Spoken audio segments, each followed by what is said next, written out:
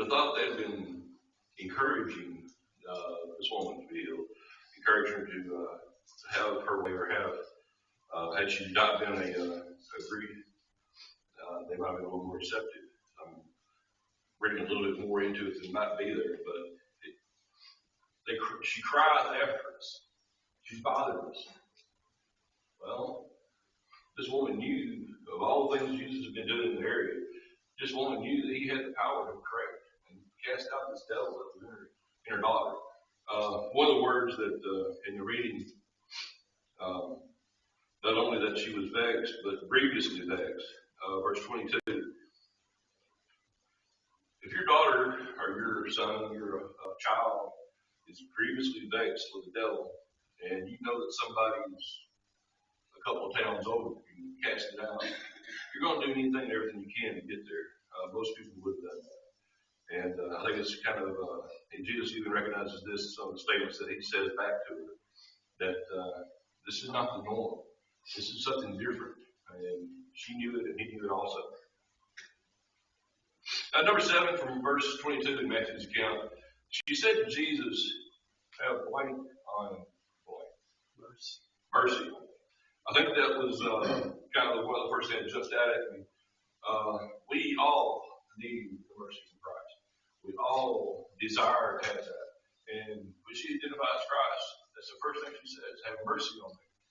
Don't turn me away. I need your help. And Christ continues to talk to her.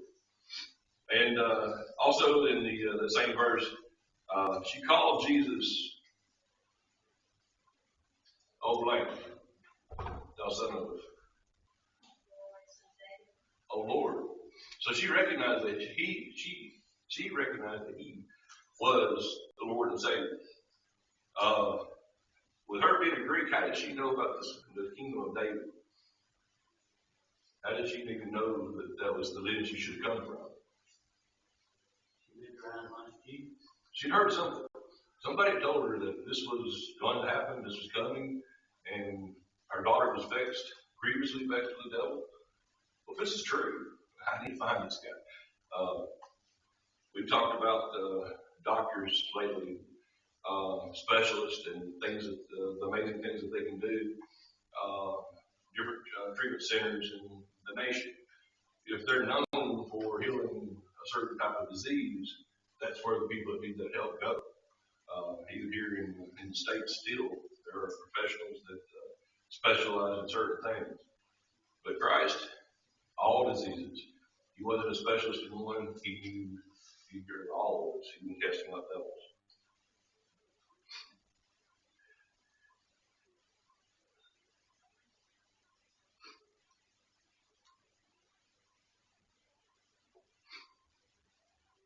The next reference is when, I guess, the dialogue between Christ and the woman. One reference says that he answered her nothing, and then basically she goes ahead and makes the next statements or two, and then he starts the dialogue with her about in Matthew's account, he says, am I not sent to the lost sheep of the house of Israel? Then came she and worshipped him, saying, Lord, help me. That was another one of the phrases that kind of jumped out at me. Have mercy on me, help me. And then verse 26, Jesus answered her, said, it is not meet to take the children's bread and cast it before the dogs. In that reference, what does the children possibly mean there? Jews. This is what I thought of, and I found one cross-reference that said it might have been the disciples, but most likely it was the Jews, because he talked about the house of Israel just before that. Same thing in the reading over in Mark. Let the children first be filled, for it is not meet to take the children's bread and cast it before the dogs. The dogs that he refers to there, in today's world, number 10, kind of, why was she not offended when Jesus referred to the dogs? Most people would have gotten mad and went back home. You're calling me a dog? You know, So it was the truth. Because it was the truth. Yeah, she was not of the house of Israel. She was not of the house of David, like you said. The reference there that one person made was the dogs that on the table are the pets, they're not the wild animals. But still, she keeps up her dialogue with Christ. Another day, it might be a compliment if you call somebody a dog, because people love their dog. I thought you were going to say identify as a dog. Maybe that too. We love our dogs. So didn't know where that was going. And it's sad that even jumps in my head today. I mean, the first thing you think is, oh no. But you can't say that because they're going to think something different. It's a strange time we're living in. Very true. My Bible says the dogs are Gentiles.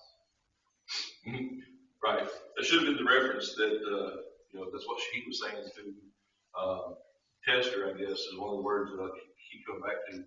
To see if she would, turn and leave or stay and fight for what she really wanted, what she really needed. The Gentiles, not the non-Jews, everyone except the Jews were not referred to as the children of God until Christ died. And then it's open to all. We're talking about the test. We look at the illustration in the sense of our own lives, it's going to be a situation where no matter, we're going to be insulted or put in a bad situation because of our faith, we're going to turn them off away, or we're going to be like her, staying strong. We'll be eventually give the blessing of Christ, and not be disciple. It will be after a while. Yeah, we want to be that the one that stands strong, doesn't give in, doesn't give up. Definitely follow her example. I hope I didn't insult any of the dogs. There's a few of us around. Watch out behind you, Rob. I just wait for them to smack me up behind the head. That scoundrel out yard up behind the head. We know you're wrong. Deep inside.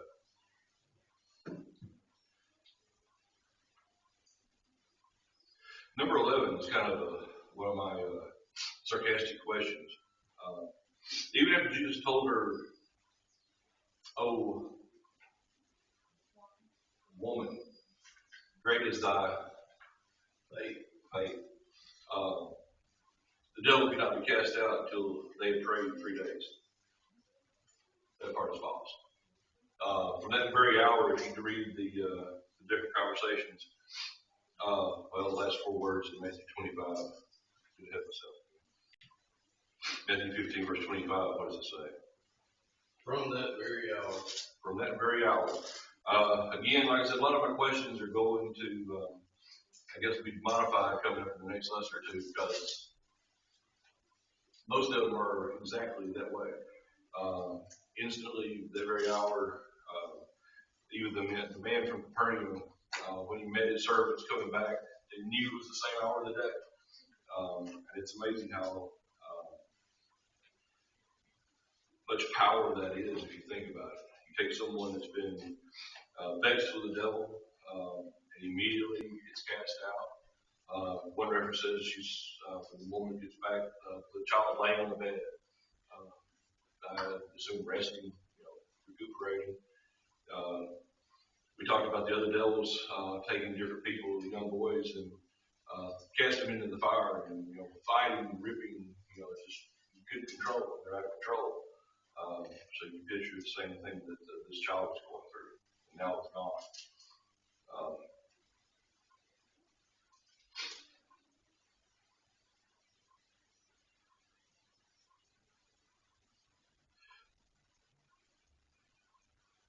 What should Peter and the other apostles learn from the healing of this dying Jew? Is there anything that was special about it? I've kind of alluded a little bit to the Jews and the Greeks, and like I said, the Gentiles. They weren't normally included. The limited commission went out first, went to the Jews, the lost children of Israel. That's where it went out first, and that was the limited commission. And then they came back and it became the Great Commission. It was unlimited. both sides, Jews and Gentiles. I guess in my mind, it probably should have led to, especially Peter, later on, we're going to run into him, I think, with the divisions, Macedonian call, House of Cornelius, the things that he's going to see in the future, just a few months, if you will. Probably not even years down the road, he's going to be faced with the same type of situation again. And he's going to stand up for it and talk about the things that happened on them at the first, happened with the House of Cornelius. So they should be accepted. And he sees that. The Peter shows us how ingrained our upbringing is as far as what we believe and hold on to. How hard it is to get it out, even when you are confronted by the truth over and over. Yeah, it's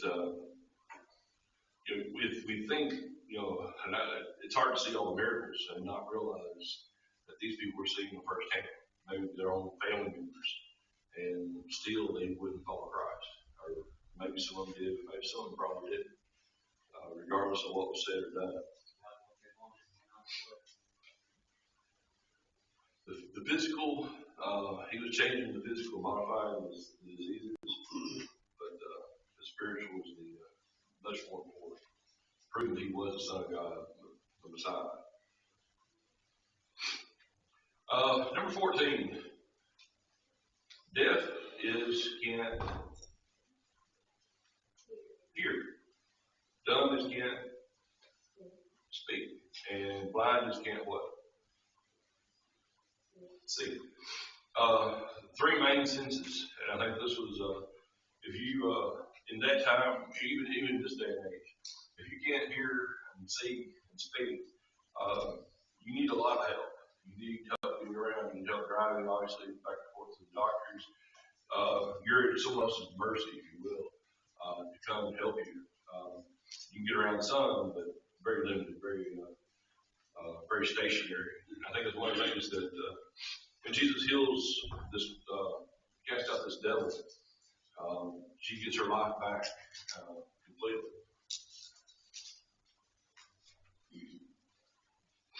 Someone flip back to Isaiah 35. I want to go back and pick that up today from Isaiah 35, some of the prophecies. Then the eyes of the blind shall be opened, and the ears of the deaf shall be unstopped. Then shall the lame man leap as he heart, and the tongue of his own sing. For in the wilderness shall waters break out, and streams in the desert.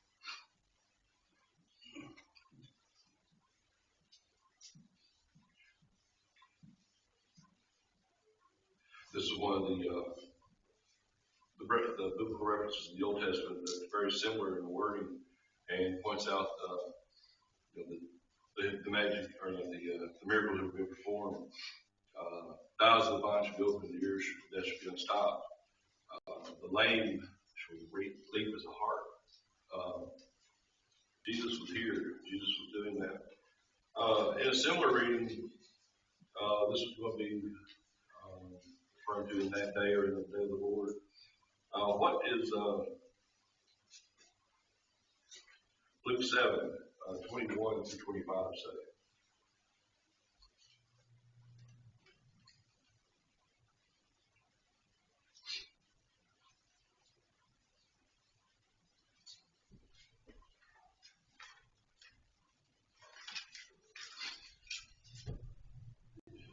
And in the same hour, cured many of them are infirmity in their place, and of evil spirits, and many had a blind each side. And Jesus answered said unto them, Go your way, and tell John what things you have seen and heard. How that the blind see, the lame walk, the lepers are cleansed, the deaf hear, the dead are raised, to the poor the gospel preached, and blessed is he whosoever shall not be offended in me. And when the messengers of John were departed, he began to speak in the people concerning John. What went ye out into the wilderness for to see? A reed shaking his hand? But what went ye out for to see? A man clothed in soft raiment? Behold, they which are generous, gorgeous in apparel, and live delicately are in the kingdom. That reference there, Jesus telling John's disciples, I want exactly the same thing, fulfilling the prophecy in the Old Testament, Isaiah. This was him. This was more evidence that he was Christ. He was the Savior. And everyone, if you think about it, even today, when we read these accounts, that should give us enough factual evidence to build our faith, to make us stronger, make us have courage, and to never want to give up, never even think about giving up. Because everything else is not even close to salvation. And the last phrase there is Jesus tells the 12. I didn't give you the reference there.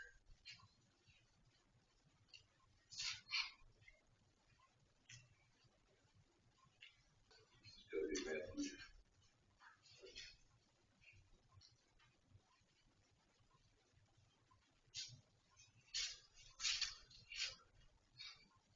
Probably deleted it. A couple questions about it.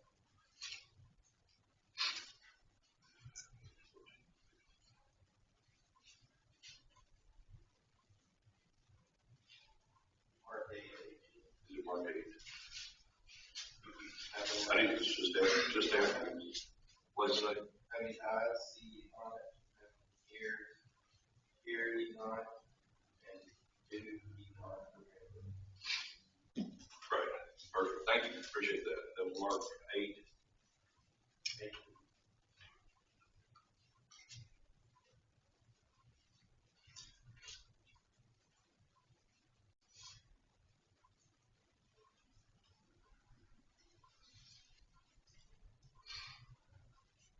Yeah, this is just okay, right? Just perfect. This is just after he had healed, and then it was after this reading, he heals the man that was deaf and dumb, and then feeds the 4,000, and then even after that, they all reasoned among themselves, saying, "Because we have no bread."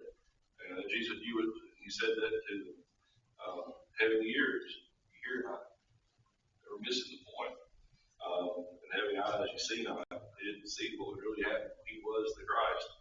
And they were still, several times he refers to the hardening of their hearts and being tempted, I guess, to depart. And then not remembered. That was the key word, I think, in that verse. They were there. They saw everything. They were blessed. But yet they were not remembering the biblical teachings, the parables that Jesus was teaching, the fulfillments of the prophecies. There's no doubt that this was the Messiah. Any other comments or questions? It was interesting, I was flipping back and forth, the old woman, great is thy faith reference in Matthew.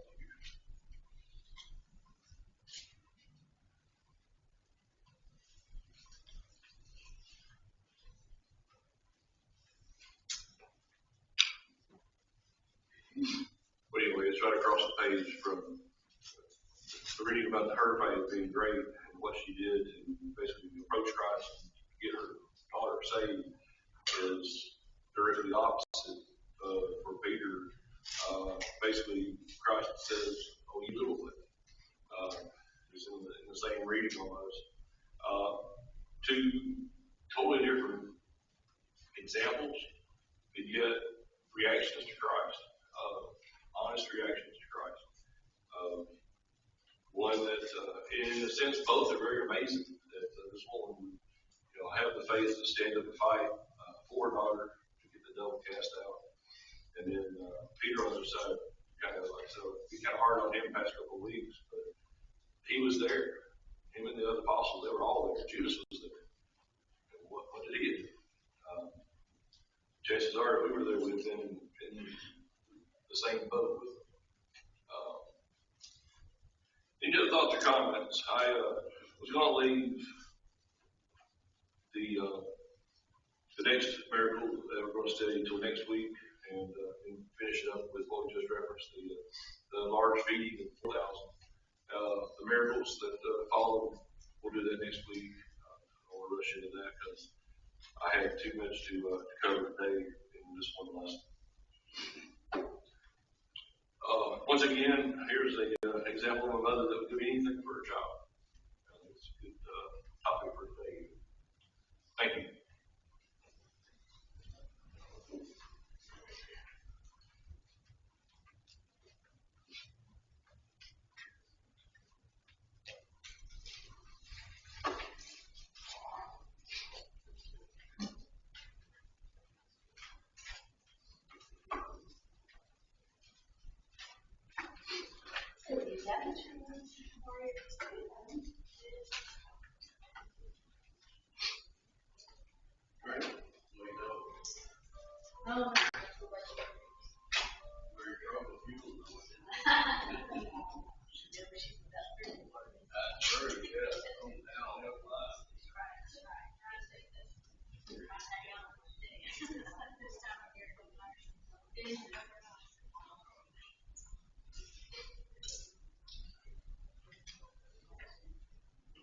I was trying to figure out, work out about